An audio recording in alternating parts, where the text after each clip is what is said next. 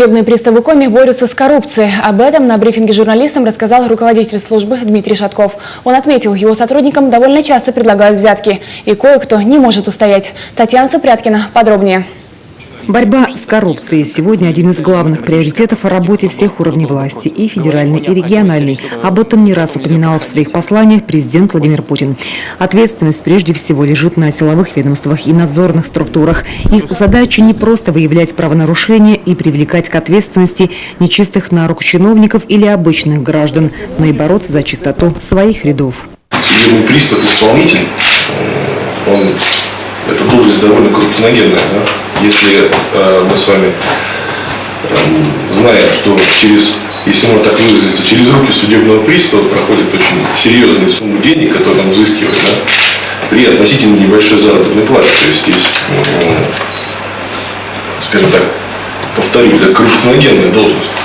Вот поэтому это такая немаловажная тема, которой мы уделяем очень большое внимание. По словам Шаткова, в прошлом году было зафиксировано несколько десятков случаев, когда приставы предлагали деньги за неисполнение судебных решений, например, по аресту имущества должника, либо по ограничению выезда за границу.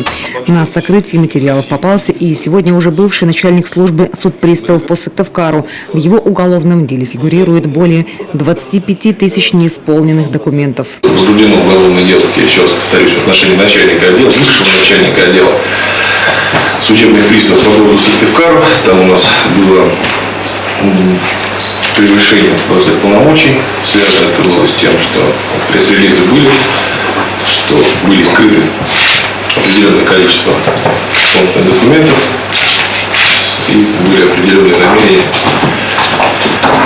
дабы завысить себе показатели работы. Судебный пристав напоминает, по любому вопросу или жалобе можно обратиться по телефону доверия. Его номер вы видите на своих экранах, либо оставить сообщение на сайте ведомства. Татьяна Супряткина, Павел Фетисов, телеканал Юрган, Сыктывкар.